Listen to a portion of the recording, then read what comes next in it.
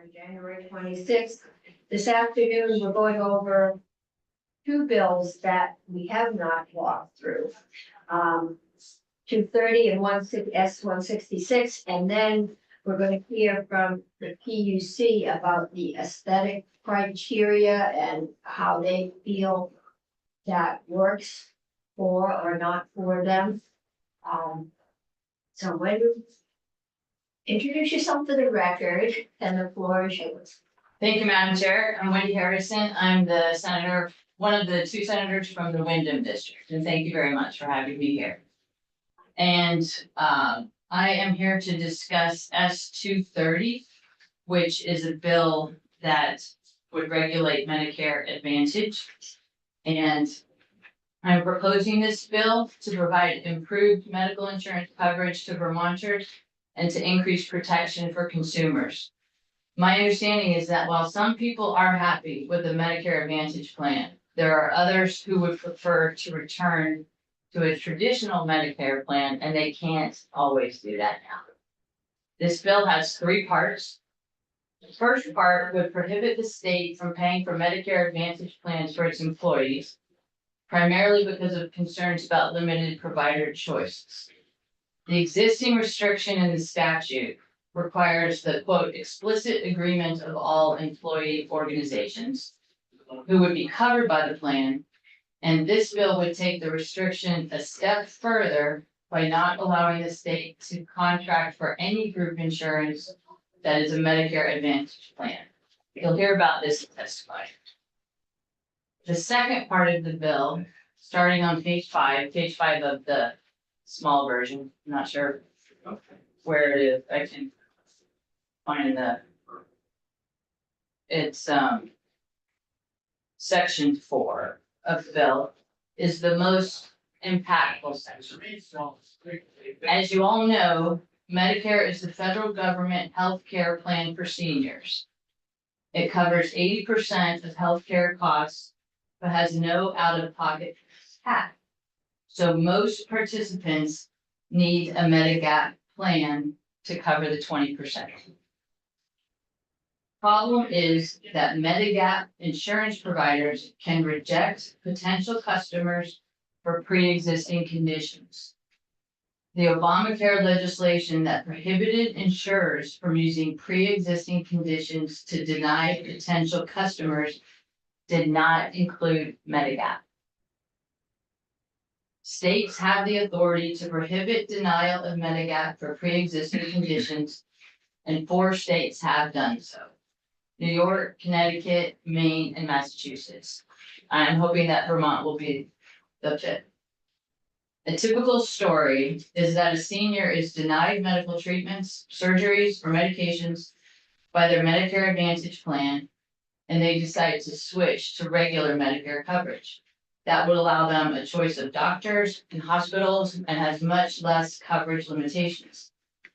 When they go to make that change, they find that they cannot get a Medigap plan, without which they can't take the risk of paying 20% of the costs under regular Medicare.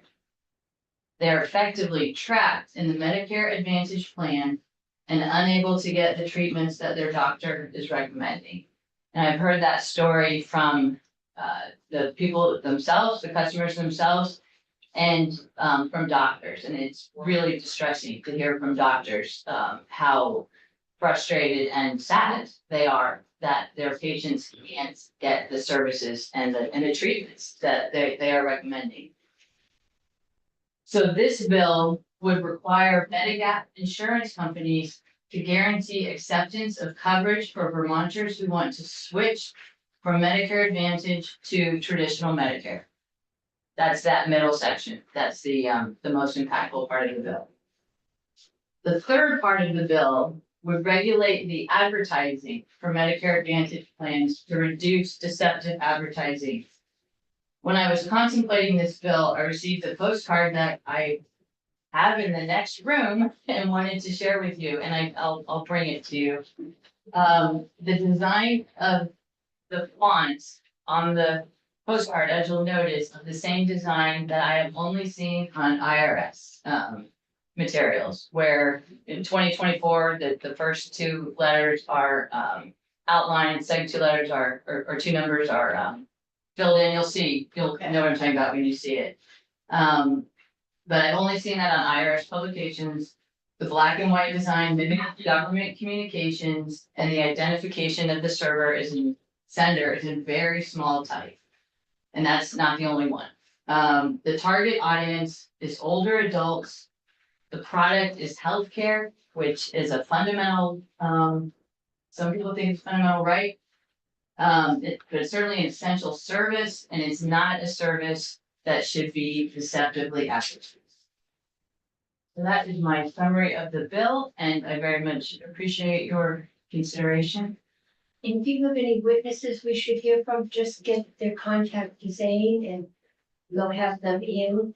I assume Jen Carvey was the director. Yes, So she we will was. have Jen in to talk to us, and we will get some people from, I think, Aging with Disabilities to talk.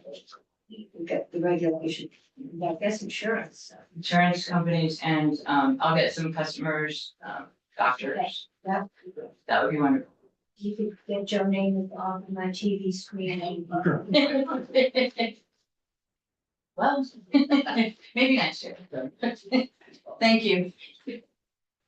Okay, yes, and we will have Mike Fisher in with this one. This is just our first walkthrough. Okay, thank you very much. And, you know, if any of you have witnesses, we should hear from. Information to say. I do have the postcard. May I pass it around? I thought I left it. I've been carrying it around, but just, Oh, see, absolutely. Yeah. That looks like my social security information. Exactly. Same thing. Exactly. Envelope.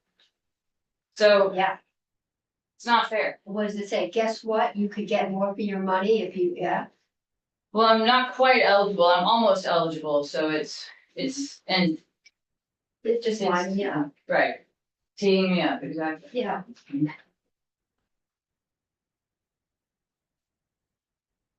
I can bring that to you tomorrow morning. Okay. I'll bring it down, put it in your desk, because I left my bag in committee room, so I have to go down and pick it I'll be there this afternoon.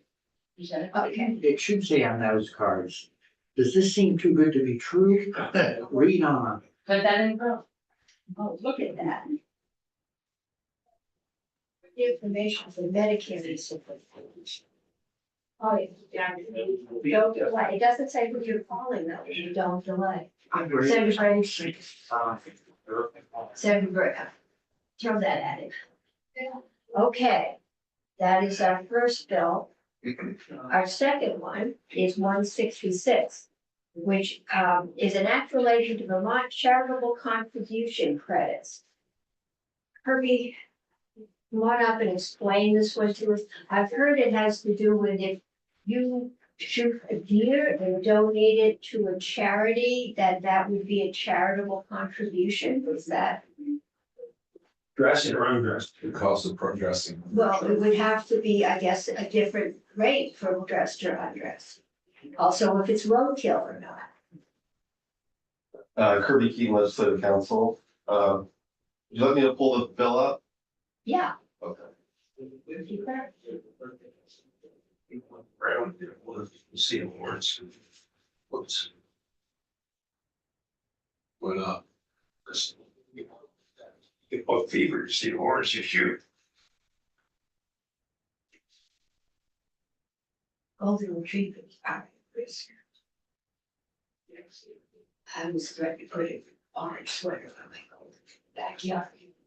Because we had a canopy that comes down and people walk in from Berlin through the woods and you can't see that there are houses and dogs. I've had the police arrive more than once because somebody's called and complaining about rifle shots very close to the houses, but they were built. Sam, did you send me a Zoom? Yes.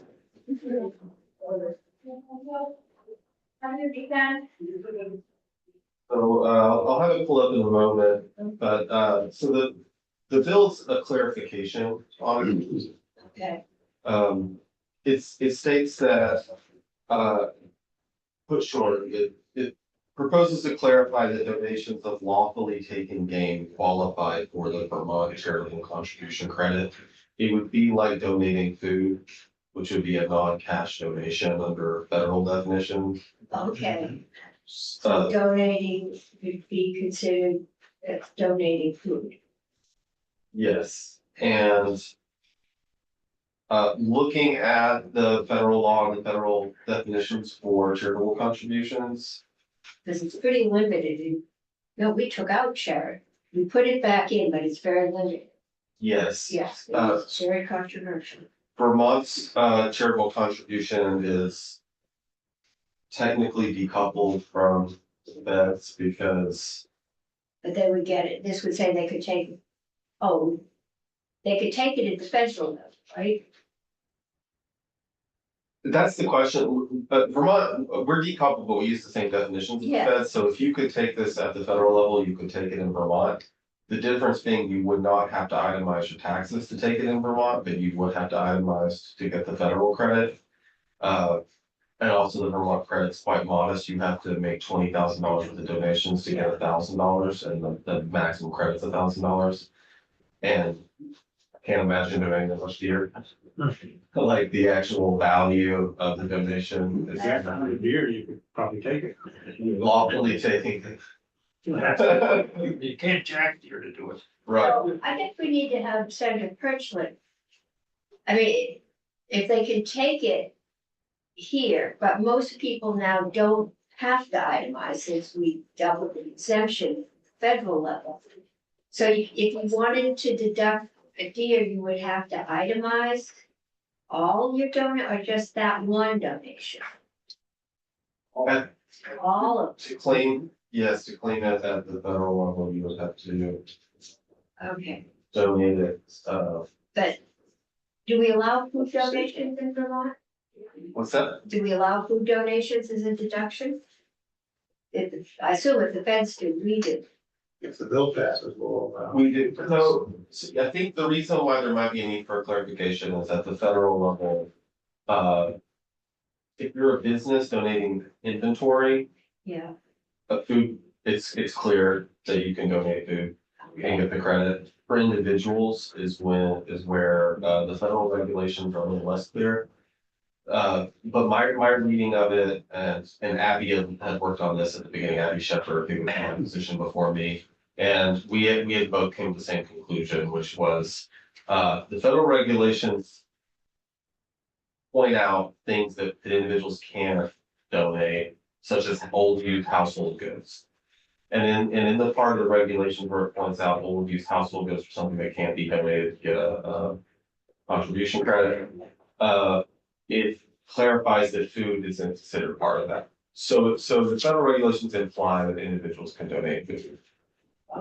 Just not. I'm not aware of IRS speaking directly on this, and there's not a lot out there, and I think there's probably not a lot out there because a few individual food donations aren't going to amount to a lot. Yeah, So that's I believe, I haven't spoken with Senator Perchlik directly about this very much, but I believe that the senator wanted to make sure that clarification is in the law. that's just the in case. clarification that donating a deer, whether dressed or undressed, to a charity, I assume the deer is dead,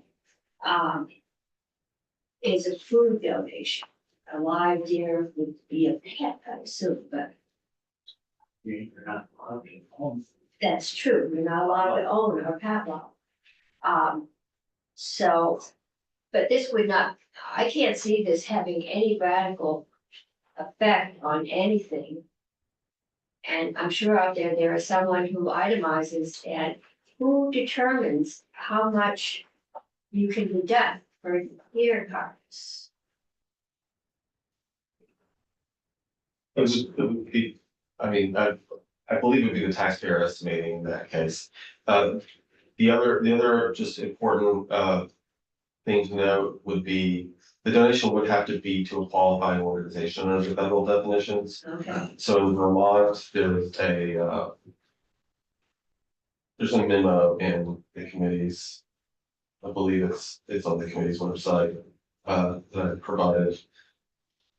A&R has a Venison for Vermonters program Okay, where game can be donated. And that would be to the state, so it would qualify as an organization. Other things that would qualify would be like a food bank, food shelf. So those kinds of donations are what would qualify specifically. I would hope that this would be butchered and dressed venison, not a whole live dead animal. Anyway, In the case of the Venison for Vermonters program, it could be just the carcass, and that program does the butchering. Okay, The state provides the butchering in that case. okay, well, maybe we just say, since that's the one place we know that donations to venison for Vermonters would help. But the state is recognized in a food bank by giving it to the local fire department for a game breakfast, which is where I think a lot of Vermonters might donate things like that. That wouldn't be recognized as a charity. Well, if it's a fundraiser for the fire department. Well, this is, but you said it had to be recognized by the federal government, right? Yes, but government, the donations to governmental entities would qualify. So fire department is a governmental entity, we call. I can double check that, but I Okay. believe so. Okay. Fred, do you have a question? Sure. No, I thought you first. Just in terms of valuation, I assume it's up to the donor, who, fills out the tax return to value the donation. Yes, I mean, there are federal requirements for non-cash donations, and I So believe. we're really talking here though largely about state donations as opposed to what the federal government does, I think. Yeah, the reason why we care about the federal donations is because the Vermont credit relies on those. Yeah, but if we're putting this into Vermont law, does that suggest that regardless of what the federal government says, if we pass this, it is eligible for a charitable deduction from Vermont taxes, regardless of what the federal government says? At least that's the way I understood it. That would be a question for the Department of Taxes. I would think that since it's federal law, that the department would defer to whatever. But how are we wording it though? Aren't we simply saying that this is an item that is deductible for state tax purposes? In fact, that's the only reason we're putting it in the first place.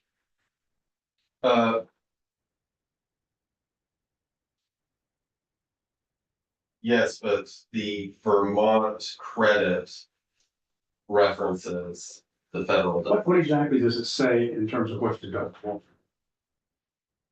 And how it fits into the tax code? Right. Yeah, that'd be helpful. City requirement.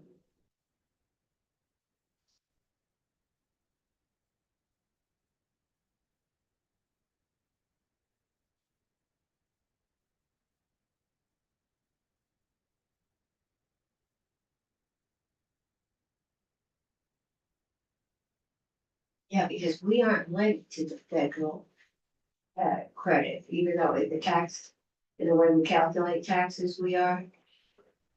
We decoupled. And we have very limited charitable contributions to the state. So less. So if this is what is this clarifying that a deer or a moose or a bear donated to a charitable is in fact food and would come under the federal food. The federal definitions for charitable contributions, yes. The charity doesn't have to take it, right? If I show up with 3 dead rabbits and they don't have anybody that knows how to dress and clean rabbits, they can say, no, thank you. Definitely would be a donation if it were rejected. Okay. And I'm assuming the tax department has inspectors who are competent for evaluating the value of deer. Or is that going to be a supplemental request that we get for additional staffing? We will ask the tax department So. know tax department, how they would evaluate the value of beer as a contribution. We might as well have some Vermont fund there. Question pertains to that. Yes, So I'm wondering if this might be cleaner and easier for Senator Brock to also feel comfortable with this one had staff, is if we were to cap the deduction based on what the dressing costs. My understanding, when you kill a deer, you get about $600 worth of meat, but a lot of people don't like cutting it up themselves and they like to pay somebody to dress it, and it usually costs about $100 to $125. So if the deduction were to be capped at whatever somebody were to spend on dressing the meat, would that make this at all more cleaner? I'm not sure that it needs to be cleaner because I think that the federal regulations would give guidance to the department to figure out the because I valuation. think the value of the meat is, That's what you get. yeah, the Is- value of the meat. And it sounds like I had 600 in my head, and you came up with about $600 worth of venison. I don't know if that's bone or not, but there is a dressing, yeah. Yeah, I'm not Senator- trying to nitpick in some ways about the whole issue of it, but I'm saying it does have broader implications than does this, and I want to just clarify that, are we talking about what we in Vermont determine as deductible for income tax purposes on Vermont income taxes versus what the federal government determines as deductible for federal, and are those two things different? And I suspect that they are. And that when we add a deductibility for deer, it applies to Vermont taxes only. It doesn't necessarily apply to federal taxes that operate, I believe, under different rules there. We could do that, but so far, so on the screen here. Yeah. Under subsection D3, section 5822 of Title 32. Number 3 there is the non-refundable charitable contribution credit. And it gives the amount that's allowed, and then it says made during the taxable year that are allowable under 26 USC section Right, and 170. that's the federal list of what's deductible. And so the Yes. question that I'm really getting to is deer deductible for federal tax purposes? And some people eat bear and some people eat raccoon. Are they deductible? If they're given, yeah, because And, yeah, what's the definition of what's deductible? And does it include the things that we're talking about here? And if it does include the things we're talking about here, why are we dealing with it in a bill in the first place? If it's already deductible? Those are good questions. I think that there may have been some ambiguity. My take on it, Abby's take on it was, this is just a clarification. It would be deductible under current law. Perhaps the Department of Taxes could also affirm or confirm that. the heading I've got says charitable contribution credit. Vermont has a very limited charitable contribution credit.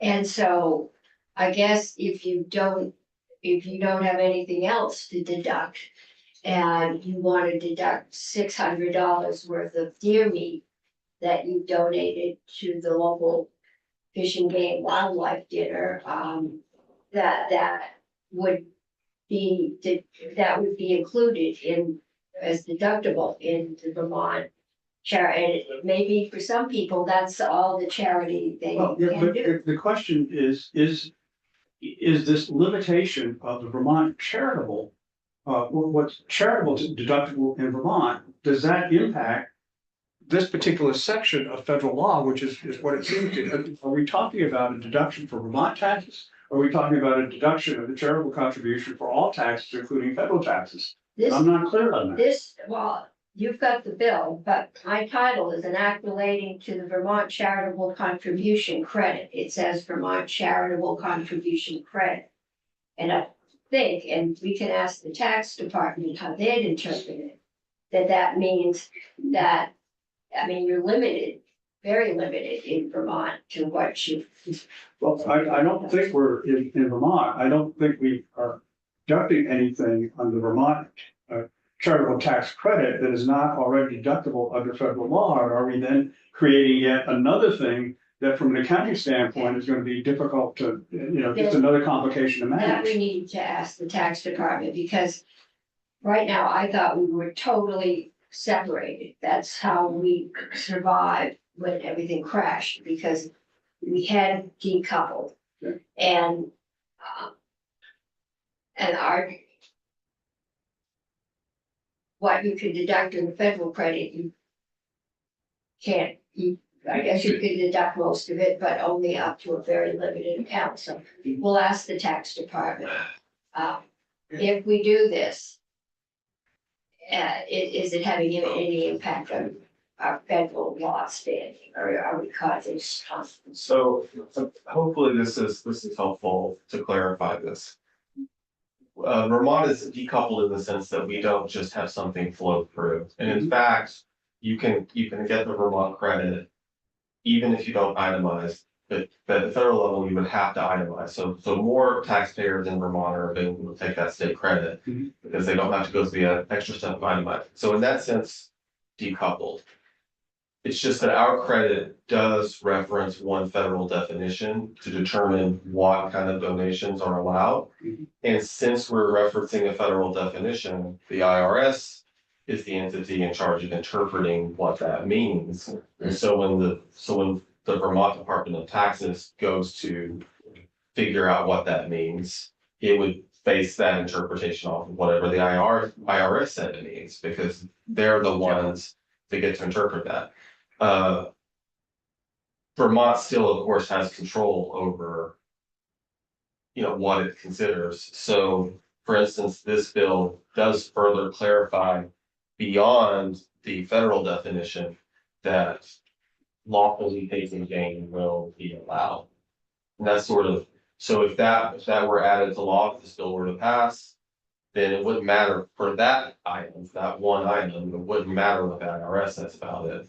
Vermont would allow it. Okay, so, For Vermont income tax purposes, Yes. but Yes, not no, federal income tax. no, Vermont can make no interpretation that will affect the IRS. okay, so we're just saying we would allow it. Not that the feds had, we couldn't tell the feds they had to allow it. They might not consider. They are huge, yes. And all I have to do is read the bill, but that just, no, help me. Does it say venison or does it say game? It says lawfully taking game, and then So it could be rabbit or. yeah, it references the entire part of Title 10 that covers fish and wildlife. Yeah, okay. So, you get a bunch of schools and take them down, and your charity says, yeah, we'll make stew. That would be okay. I doubt that that's going to happen, but, I'd be glad to have moose.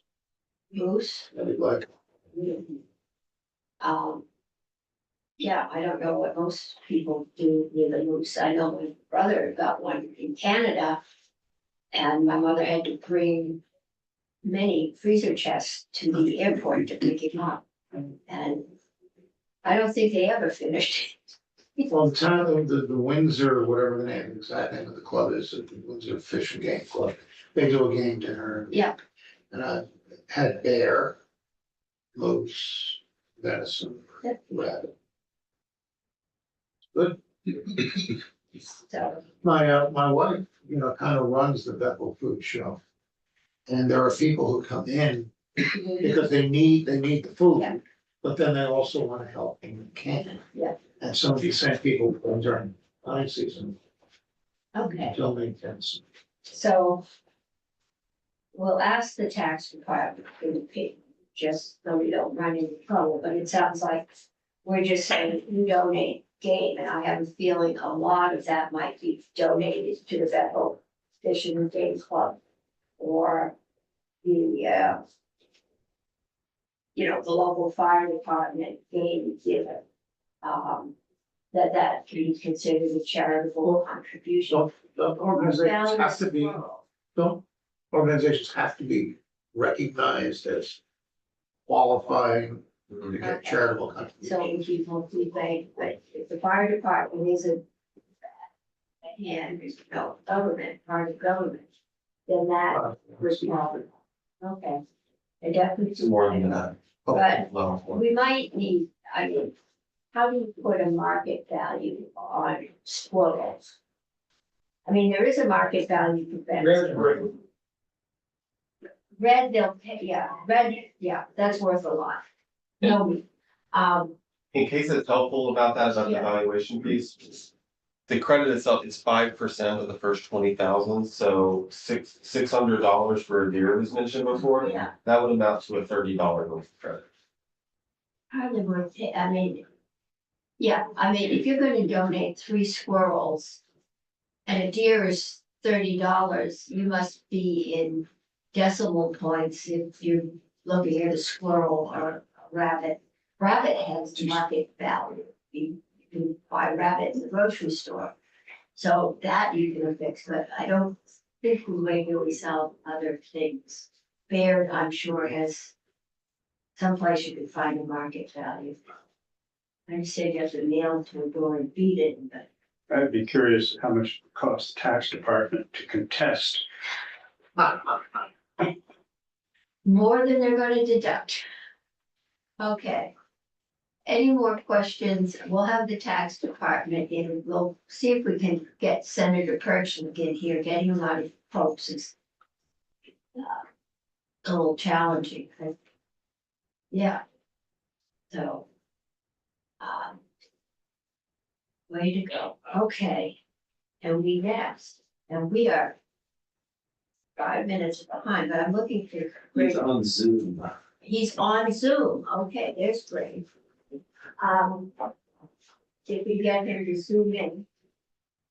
Greg, we asked the PUC to come over and justify their feelings about the aesthetic exemption for,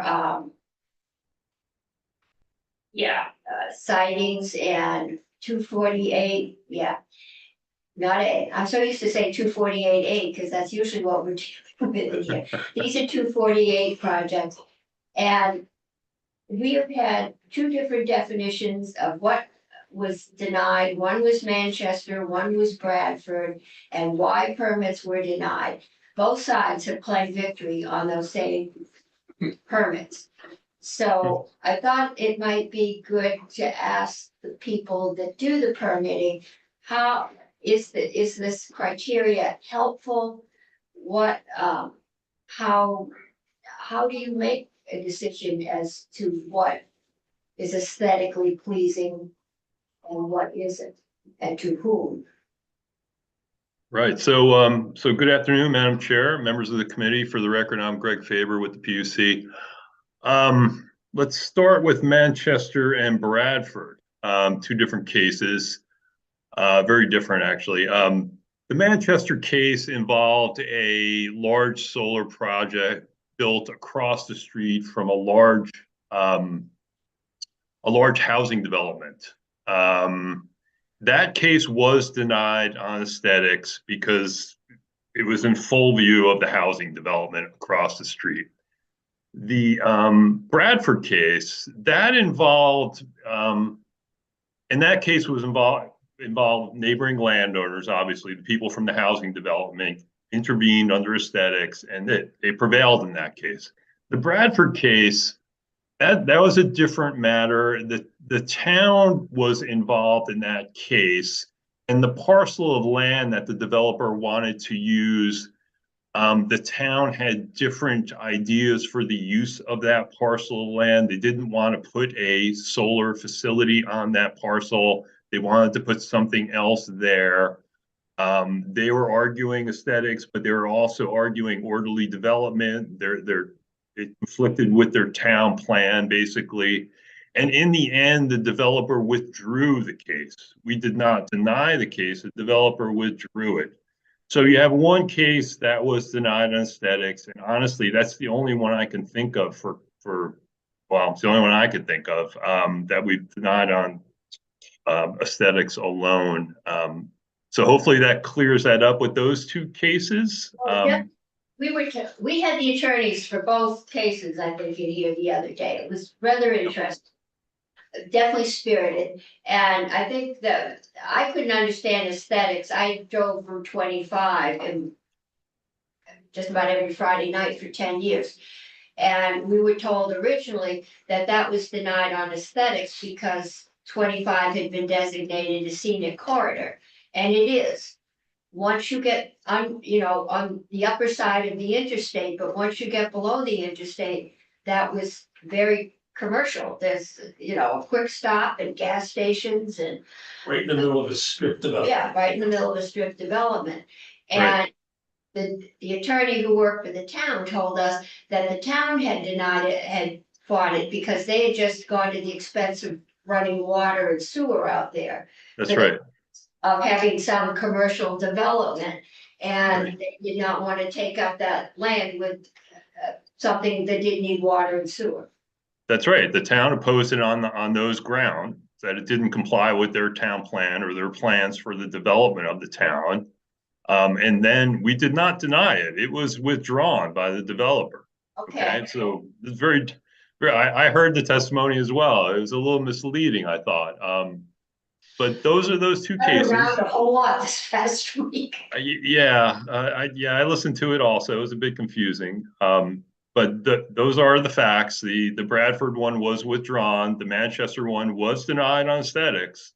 And as I explained, it was across the street from a housing development, and Okay, it was in full view. So though that kind of sums up those two cases. I mean, I can describe the impacts that the bill would have on our cases in general, if you'd like. yeah, I mean, the impression I've gotten is that this is a major problem and that, renewable energy, solar panels are being denied all the time based on aesthetics. At least, this has been presented as a serious obstacle to putting in renewable energy. Yes, yeah. I think I heard you say that, Manchester was the one. How many are there?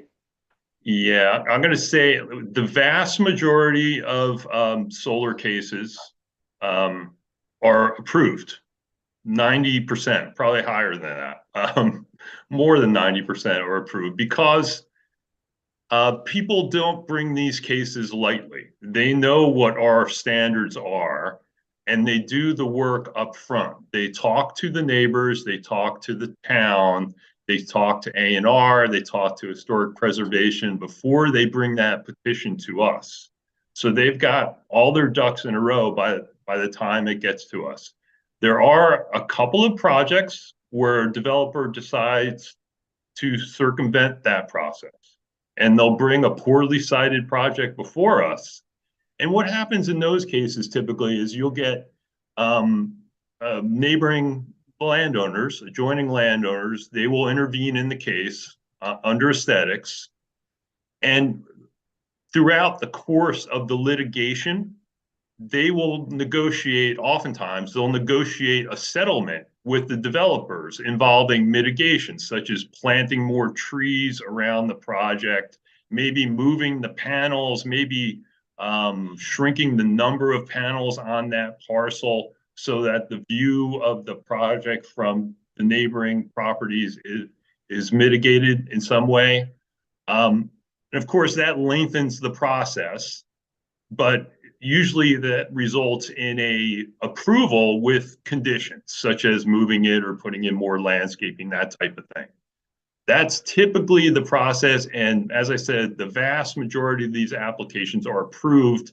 We have had that one in Manchester where it was denied on aesthetics. That's the only one that I know of. And I've spoken to other people about this too, and no one can remember any that have been denied on aesthetics. So it is the one thing that it will do, obviously, if you're a developer and you have a project in mind and you've done everything to situate that project on a parcel, you've made leasing arrangements, and then you have to negotiate with adjoining landowners, such as moving the parcel or putting in more landscaping, things like that, that's going to cost you.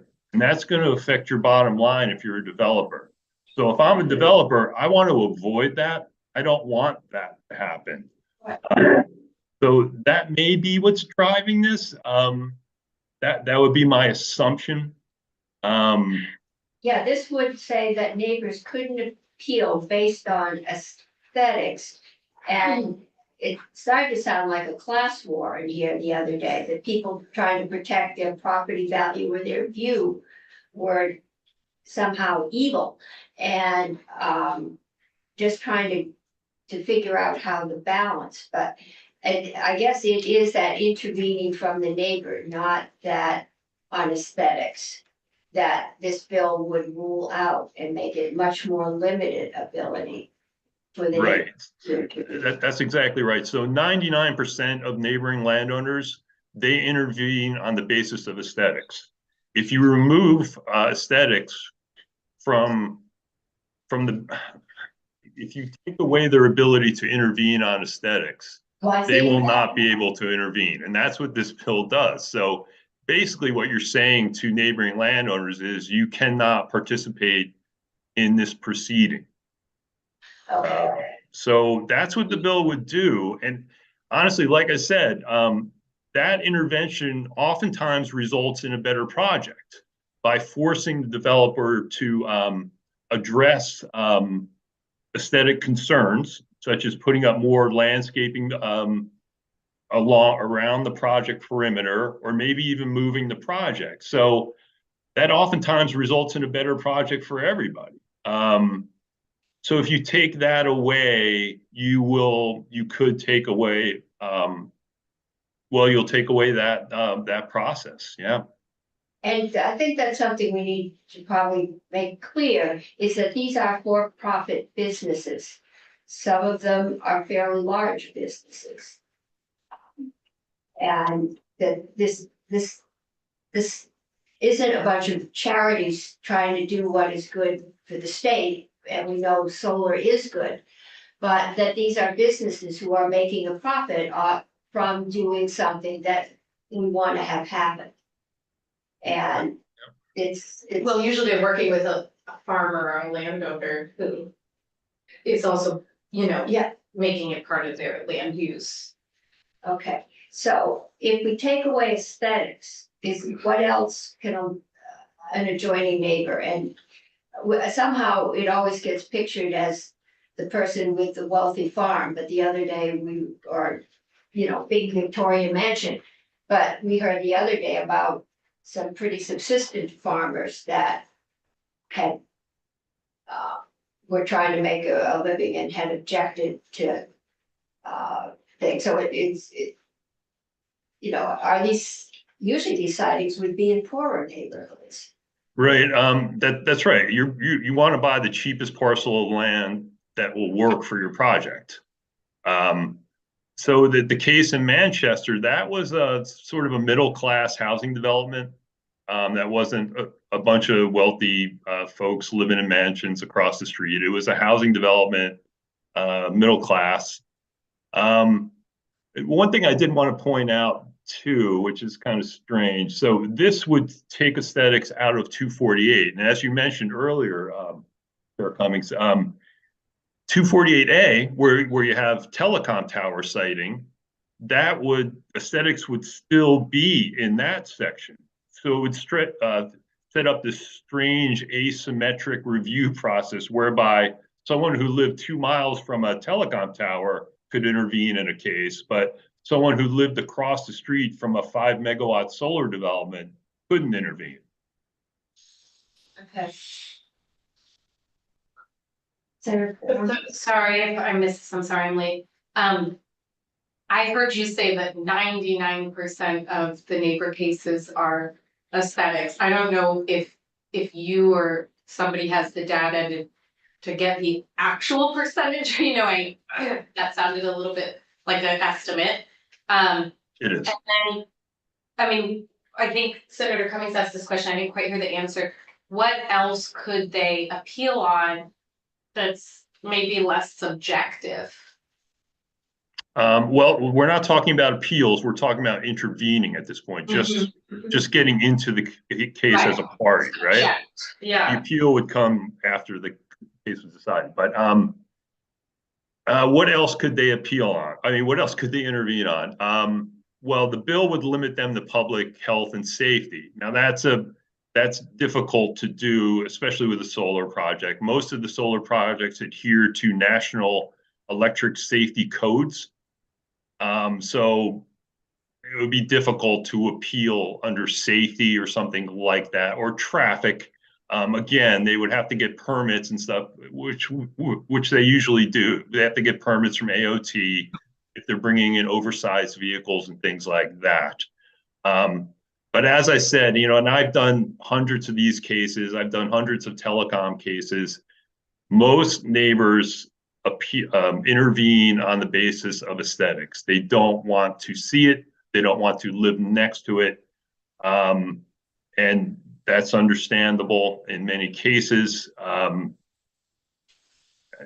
that's, so if you took out aesthetics, I can't, and you also have to prove when you're intervening that no one else is going to address that issue. So let's say you wanted to intervene on impacts to wildlife in that area.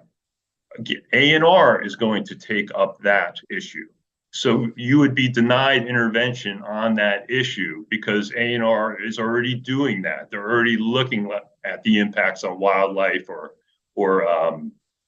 threatened wildlife areas or threatened species, things like that.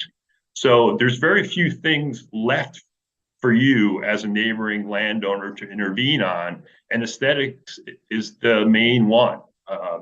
The aesthetic impact on you and your property. Orderly development, again, the town's going to be involved in that. The compliance with the town plan, things like that, the town's going to look at that. So again, you're kind of stuck with aesthetics as a neighbor. Any other questions for Greg? Okay, so basically, we would effectively take away the ability of any neighbor, economic status, community status, any neighbor from intervening in having a solar project of any size put in their space Based on aesthetics. based on aesthetics. But the only other thing is public safety and transportation.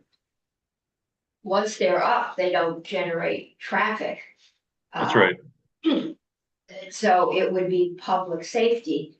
And that would be very important, having been through the smart meter and 5G and all those arguments in here, which are cell towers. But there are a lot of people who think anything that deals with electricity or radio waves is dangerous.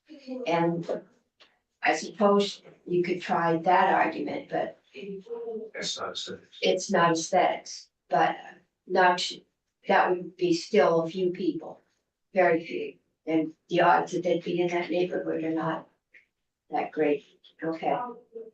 Yep. Keep in mind that the radio frequencies Yeah. issue from telecom towers, again, if you tried to intervene on that, you wouldn't get in because that issue is preempted by the federal government. Yes, and there was some thought that the federal government may change that, but So far, they haven't, so. still a very emotional issue when it Oh, comes. yeah, yep. But you can't intervene on it legally. You could intervene on aesthetics, however. Okay, okay. Any other questions? Committee. Okay, thank you, Greg. You're welcome. All right. We can start with this one, but what I had planned to do, because I need your direction. I think you found out yesterday that we have a very big problem in the property tax situation. I went home trying to think of ways we can raise some money, but nowhere near 120. But so I'd like to move the rest of the bills we've got in here as quickly as we can. Well, we aren't gonna know until we see what's happens to school budgets and discussions, just going on. But, so I wanted to go through and see which bills you would like, who you would like to hear from, which ones you think you're ready to vote on. I've already asked next week to get, on the credit union bank thing, I've asked to have Department of Insurance come in and banking and tell us the different regulations, how credit unions are regulated and how Chris Delia, in case you want some information, so I'll have him back. He emailed me. It was not a lot of information, but he. Yes, well, we'll have him in. I've also asked Agency for Community Development or downtown, because we're talking about who gives back. Oh, I've got the treasurer's office coming in to tell us why they left out credit unions in the first place. And then, I believe we only sell housing and downtown tax credits to banks, and we let insurance companies into us. So that is one major way that banks help. They help themselves. They don't, and it is an expenditure. That is Senator Kitchell. We would normally collect that revenue from banks. They owe us taxes on their deposits. They buy the tax credits. They owe us less money on their deposits. But we're getting millions of dollars worth of housing and downtown development out of it. So I want to get those numbers, make sure that I'm correct there. And then if anybody else wants to hear from someone, let me know on that one. I'd like to get that backed up. Let's see. Yeah, obesity care. I've asked to have somebody come in. It sounds like the major impact is gonna be on Medicaid. And since a lot of the obesity, the issues, there are clusters in lower income people, and lots of reasons like inability to eat fresh vegetables. That's where the major is going. I've heard from two major, we've heard from Blue Cross Blue Shield, they cover drugs and surgeries. MVP originally had said they were concerned about the drugs, but they came, and I'll have it stay here. They do carry some of the drugs, maybe not all the newest ones, but they do cover them, so there'd be limited impact there. $200 a week, and this is pretty much a lifetime drug, gets pretty steep. And I've got Nolan coming in to talk about the impact on the exchange. Because we may, if we could do it, so just one, they had one policy that would cover it, that might make it more equitable, because otherwise everybody's policy will go up. Blue Cross is checking on what is $600 with a platinum plan. Right, yeah. It sounded kind of high, but the bill is $800-900 and you're getting a $300 discount. They're expensive drugs, but those are the ones I've got coming in. Just, I don't think anyone thinks that it's not a good thing. Both insurance companies asked us to make it clear that it wasn't just the doctor said, but that there was some pre-authorization and some control. I'm a little concerned of this, if you go to your doctor and say, I need to lose 20 pounds to put on my prom dress, that you get, a couple $200 prescriptions to do that. So there does need to be the primary driver of healthcare costs is pharmaceuticals. And it's getting worse. So I've got those. I think we've got those on next week. I'm gonna get, the community media public benefit, we'll get a legal opinion on that. If we do have an issue with all the FCC regulations, I think we probably would if we're taxing some people and not others. And one of them said you could only tax to the state, you could only put a tax or fee on to the state, to the amount of cover the state's costs. And that's, Direct it to something else. directed to something else. So we'll get a legal opinion on that one. I guess, if that is a dead end, I was, I hadn't realized that you could tax streaming services differently or more. That's what So- we'll look at. Yeah, next. I've- okay. I've heard like you Fine with can't do it. Who taxed them? Maryland? New York or somebody. Somebody did and went to court, and I think everybody was waiting to see what happened. I'm told we are taxing it right now. That's what Lauren. Yeah, that it's being taxed as a week. Oh, it's a At failed point tax. 1% that goes right to. If we can add a surcharge specific to streaming services. Right. here, Well, just raise to Massachusetts. 0.1%. Exactly, that's probably. They're not gonna get $6 million, but. They might, I mean, A lot of people. it's a lot of people who pay $70 or $100 a month for streaming services. Oh, yeah, So that's why the franchise fee is going down, because. Right, yeah, People are going- So we'll work that one out. Contract, Senator McDonald, I have a 3 o'clock appointment that I have to leave for, but if you would like to explain. It's 2 o'clock. Yeah, it's only 2. Okay, yeah, I don't know. Yeah, that subcontractor work, we started it last year. This was the farmers who the telecom people left wire in their hayfield and they ended up losing cows and feed and lots of money. And that would, and your bill is that solution? Yeah, that one, you wanna explain that? As the chair said, EC Fiber contracted with a company to string fiber across the farm fields. And this is, it's a public utility. And the contractor that's on the fiber, which is wrapped in wire to help make connections, left the wire in the field, the wire was chopped up and put into the haylage, the cows ate it, and the cows died. Some cows died. The folks who left the material in the field, subsequent to their work, declared bankruptcy. And when the farm sought to be recover from what happened, there was no insurance. So what the bill would do is to say, if utility that subcontracts some work shall see that the company that does the subcontracting work is insured.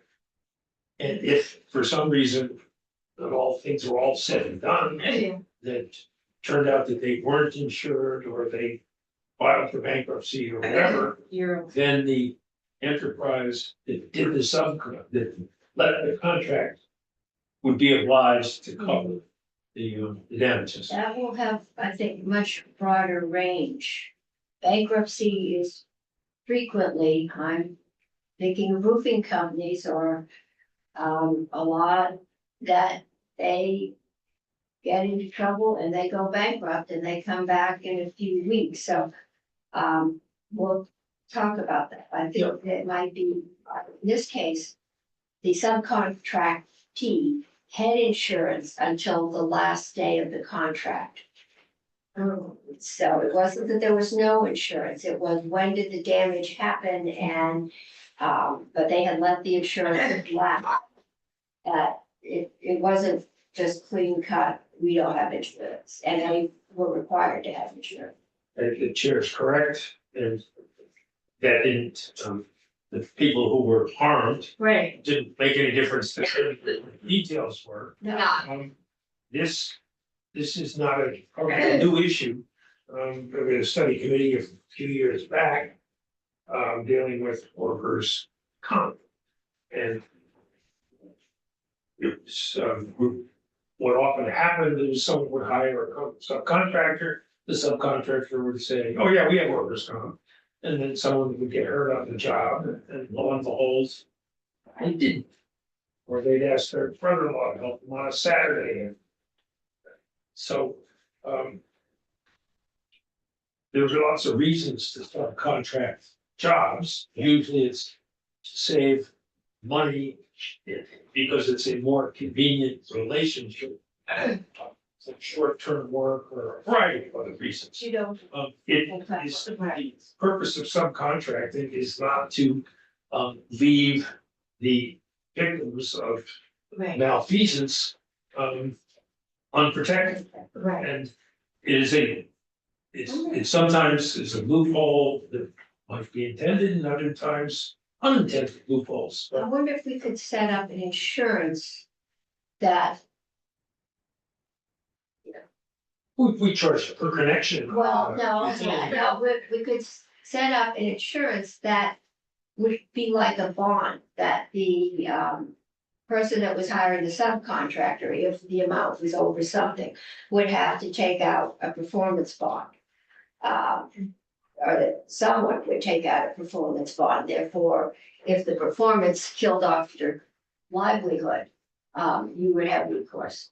Somebody wise as me would have to explain that with that would work, and I'm trying to solve, I would hope the problem gets solved, Right. how that happens. I'm delighted to have members of the committee Yeah. find an I just don't wanna, equally satisfactory solution. I mean, we've got two incidences. Once goats ate something, but goats are known for eating anything.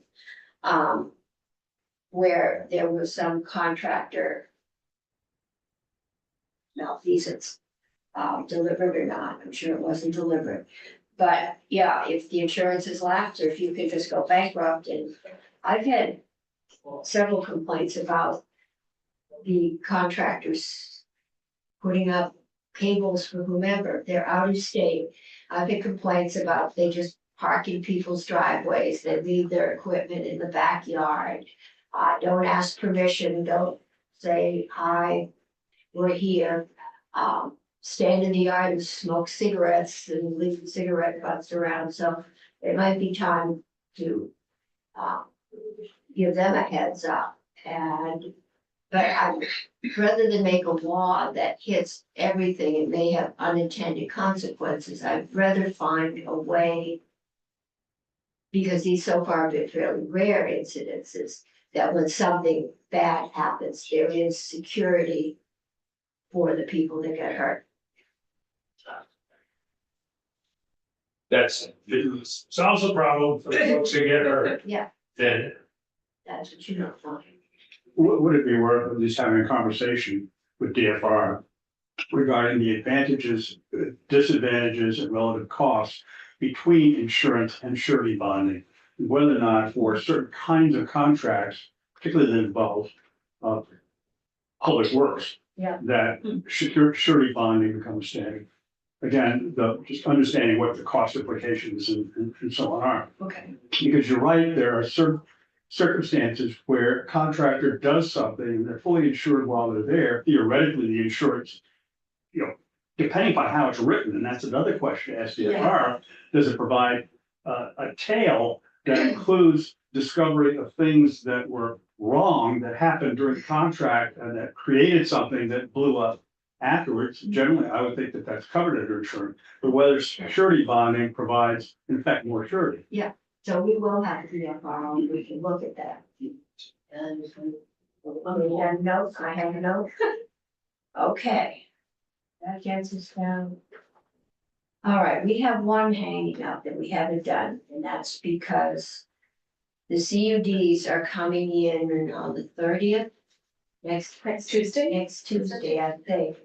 And they have a whole bill, on the mergers and governance of communication union districts, so that we will hear from them, then we'll hear from the board.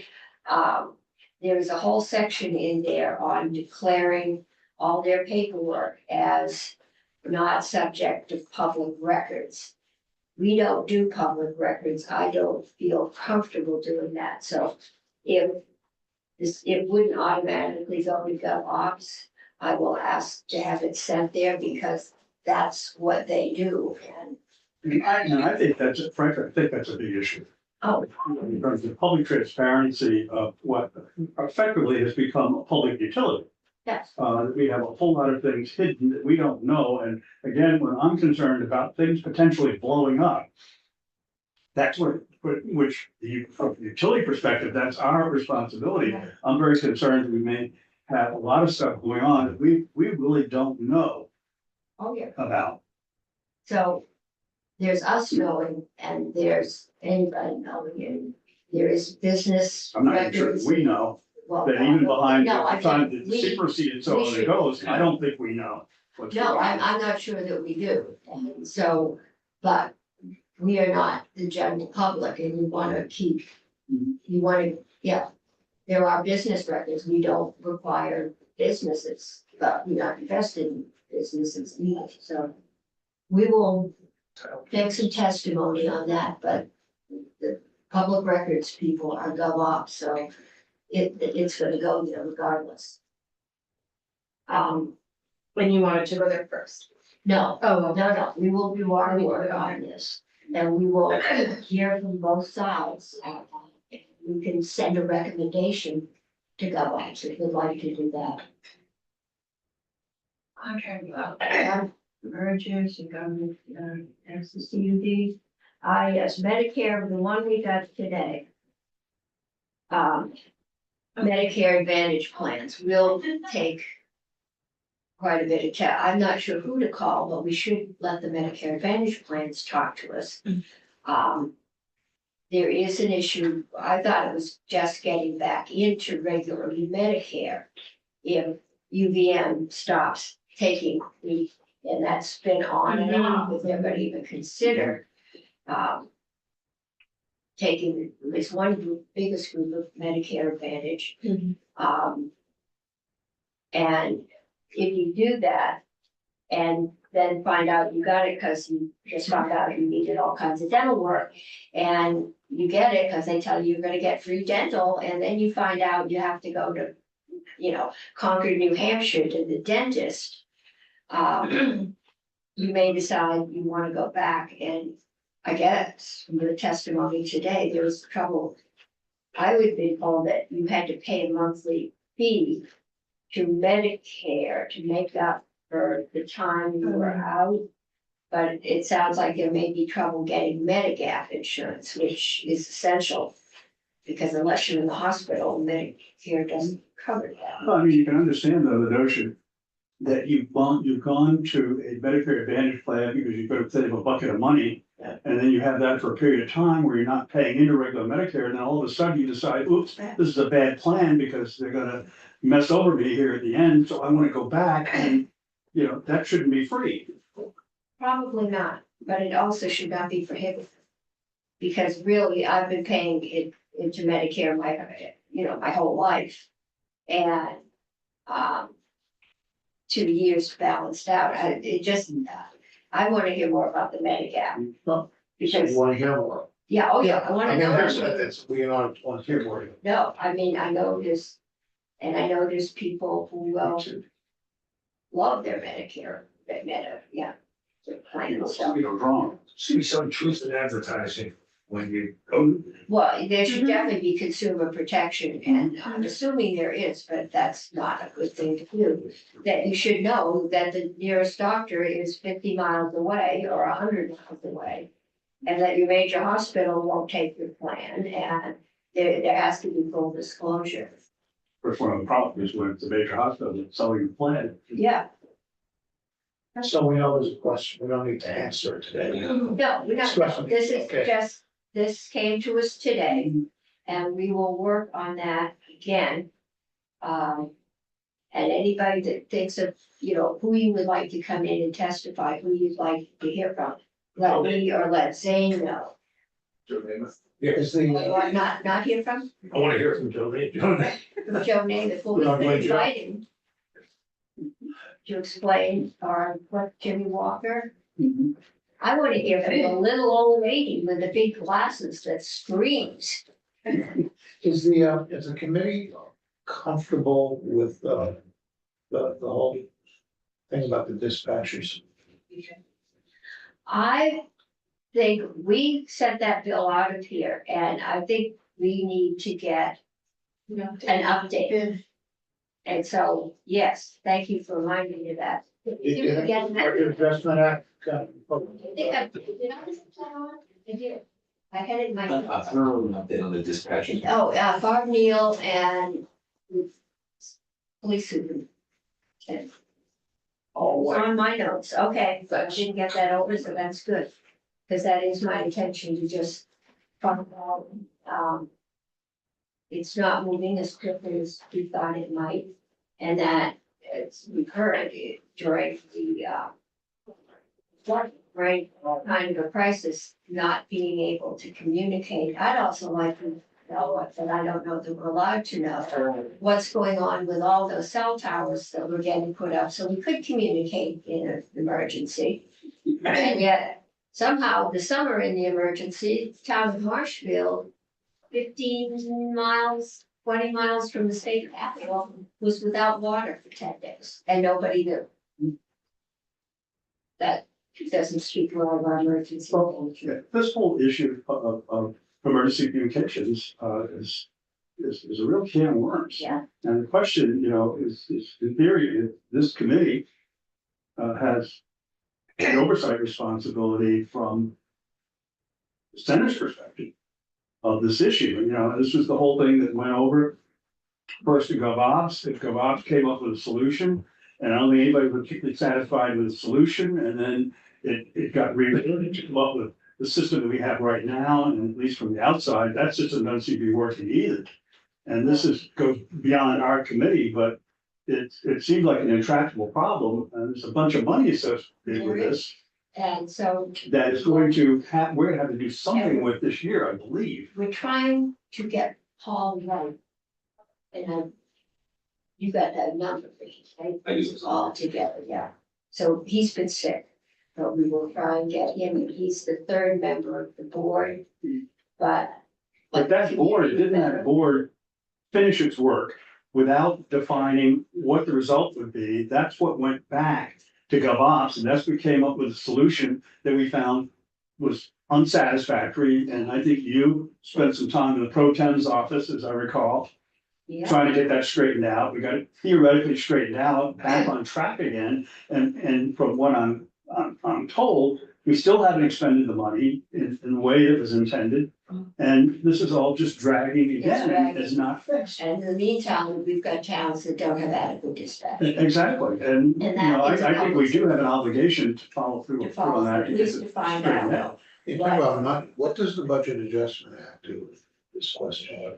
There, with this question, Yeah. I don't know, only Senator Kitchell knows what goes into it. Generally, it is to true up what we allocated last year, and costs came in higher or lower than we thought, so you adjust that. I heard they started out with a $2 million hole this year. So they're filling that in, and then there's usually some priority things that need to happen quickly. Yeah, I explained the budget adjustment as basically a true up. Yes, That this is what we anticipated, but this is what happened. But it was, we all know, it's also a fix it in the budget there's adjustment. flood recovery money in there. Yeah. Yeah, there's flood recovery money, What we know now that we didn't know. yeah, and there are other things, but what's in VAA is put in by appropriations, it's a budget. But we have jurisdiction over the Not all. towers, We have jurisdiction over the tower. over utilities. Utilities, but that's not budget adjustment. Budget adjustment is moving money around. But I think that's information that would be relevant to how we regulate the communication. Is that, if there's not enough money there, we need to know that Oh, yeah, and figure out what to do about it. okay, yeah. So, anything else? I think I got everything on, I did the agenda yesterday, knowing that I really need to talk to you if I can finalize it. And I find my notes, but I did have this update on dispatch, so we will take that up next week. I think that's it for this week. Anybody work on how we're going to fix the property tax this week? Fix. Fix. fix the increase. Mitigate. Mitigate is a better. I know it's not $120 million, but I did ask JFO just to look into the preemptive ways that we can categorize non-homestead property, because they don't think it all has to be retroactive. Okay, If you could confirm retroactively, but we have trying to get the tax department in. They were supposed to, and we just got Jake, and he doesn't really do property valuation. So when we get property valuation, they are supposed to have a study on granulating that non-homestead. And we could adjust that tax rate this year, that would be one. We could put back the sales tax on clothing over $100, which we had to give up in the streamlined sales tax. But then they let Rhode Island do it. I guess Rhode Island's more important than we are, but it's now been done, so we could look at that and not violate streamlined sales tax. I don't think any of them, we've got the soda and candy tax. And I don't think we can exclude maple candy. I mean, I would say at this point, we've learned so much that like you exclude fruit and vegetables from this tax and everything else is not really good for you. But people do need to eat. Right. And that's the sales tax is not applied to anybody on reach up, food stamps. That's right. That we tax soda, but all those low income people that we want to stop drinking soda are not taxed. So that the feds forbid us to put any fees, anything on the things that they're paying for. But an excise tax would still be applied because they don't pay that on top of that. Yeah, so we could try an excise. I don't think Vermont has ever done an excise tax. We should talk to Tina Zuck. I feel like we do have an excise tax on something. She sent it. Cigarettes? I Possibly. only know Tina to do cigarettes. Send us a long email about excise taxes, but it's a different animal. I remember we talked about an excise tax for soda. Yeah. when we were I mean, debating it Massachusetts has always done an excise years tax ago. on fur coats and cars. Okay. There was, on any car, I think there was an excise tax. Because when I moved here 3 years later, I got a notice and there was a warrant for my arrest for not paying my excise tax on a car that hadn't been in that state in 3 years. We finally got it straightened out that the car hadn't been in Massachusetts, it was registered in Vermont. They certainly know how to tax people. They do know how to tax. They are my people. So, we could look at all of that. I doubt, and I think most of the school budgets are going down. And and the schools are gonna have to do some painful things. I wish we could put a fire under the governor to get the Department of Education that actually does something. To help schools. You know, you heard them yesterday, we've got a behavioral interventionist and a career development person and. Well, that used to be a guidance, I thought they had a career development for the teachers, I'm not sure what that was. But there are supposedly programs that can teach teachers how to handle kids who are not behaving appropriately. The Department of Education should be doing that. Vermont has a 14% excise tax to cannabis. Oh, yeah, That's where Tina would go. And we did that, that's Massachusetts, we wanted to place ourselves just below the highest. Yeah, okay, Well, I think what the schools were telling us is they're very conscious of cost. They're very accountable to their districts, their community. I heard from my daughter the other night, who was on the school board. I have never released her name, but apparently her entire school board knows that I am her mother. And she got attacked as to how could your mother do this to us? Oh, which I found unprofessional. But from what I'm gathering, you've got school she's in is winning school. but your tax is capped at 5. Yeah. But if you don't, you don't have to go to the tax board, and I have no idea who that is, I don't think we've ever created it. You don't have to go for a review to the tax board, so they're all doing their budget to 9.9%. And they're only being taxed for 5. And a lot of them, I heard it several times yesterday, are using that difference to do maintenance, just deferred maintenance. The school needs new this and new that and weatherized windows, and we haven't dealt with the issues, school construction, which is now keeping 30-year-old schools habitable. And if we could do that, we used to bond for it. We could take some of that pressure off the schools.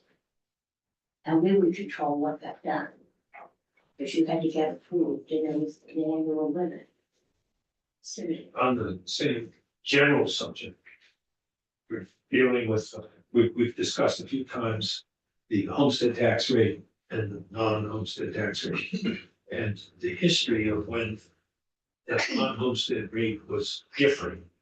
And the discussions in which we said, we'll cross that bridge when we get to it. you can- One of the solutions that was offered back then, which might be worth thinking about, was that the non-homestead tax rate should be the average of all the homestead tax rates throughout the United States.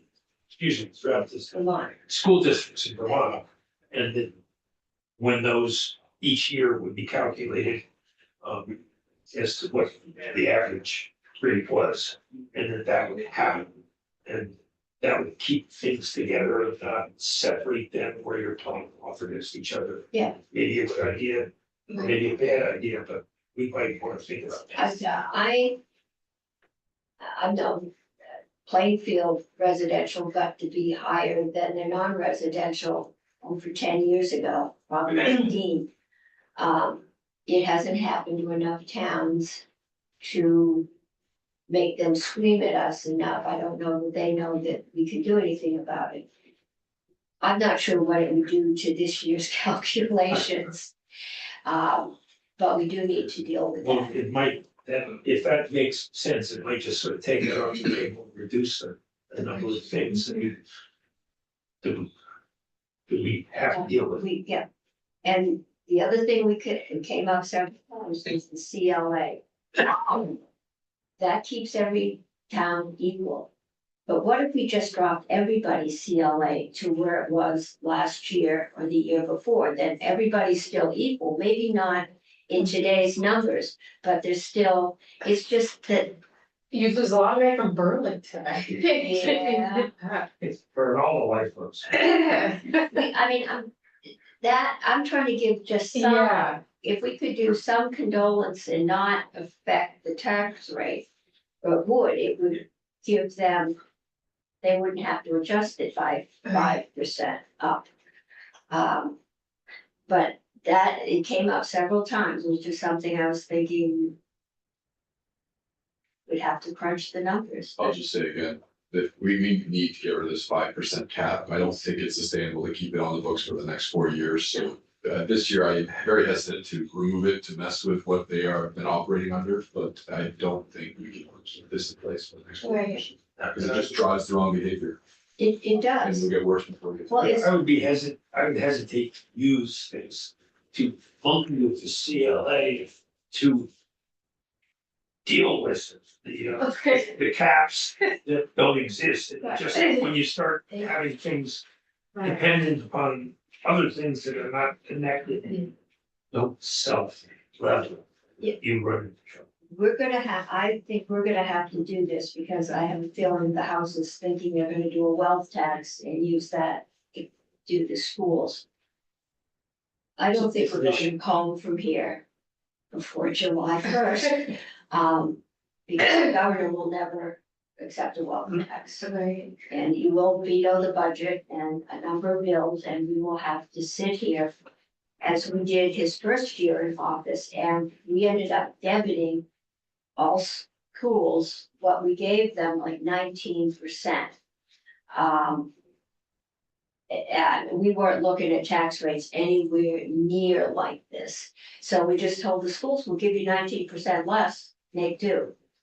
That was also the year that the governor wanted the, teachers' healthcare statewide, and that hasn't provided any real savings. Not at 16.4% this year. Teachers contracts. Well, that's been talked about not. No, I just, it's in a similar. Yeah, right, that you have bigger bargaining power with a bigger group in small schools. But some of our small schools weren't paying health insurance like to their cafeteria staff, their staff. They had to pick that up the first year. And that cost a lot of money for those schools.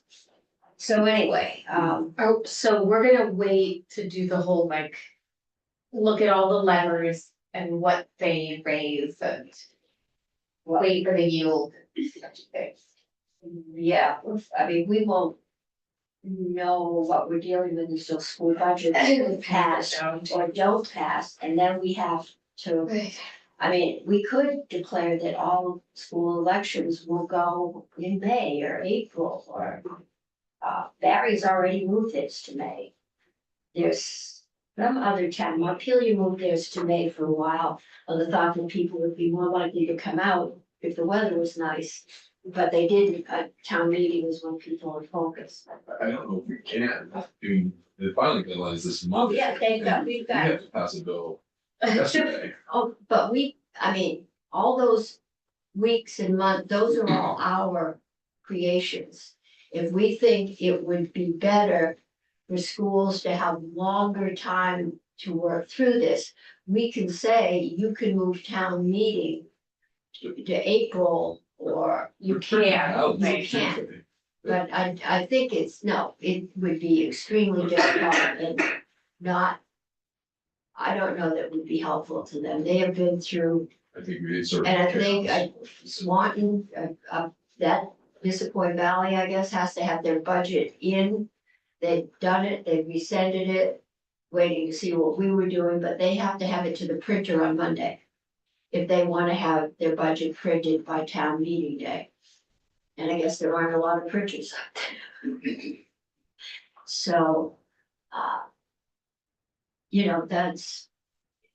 it'll be real hard to change things. And we're hoping that maybe some of them will, but I read that bill, it says it's a 5% cap above last year's homestead rate. It doesn't say anything about the impact of waiting. And I'm trying to find a copy of the bill as it left the Senate.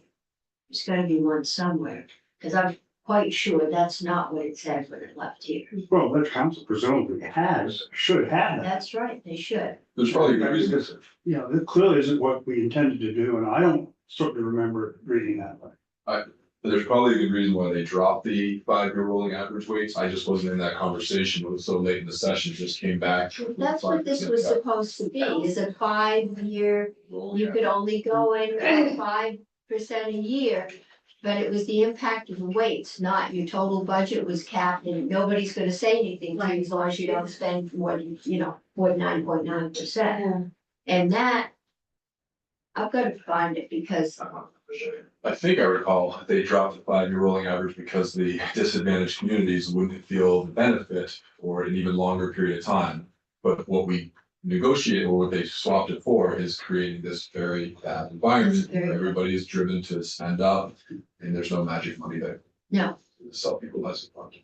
and an awful lot of that, I heard is maintenance. We could Yeah, no, maintenance. There's more reason not to have any more state from this. Spend up, the spending up is what wants. We're done. I agree. We could go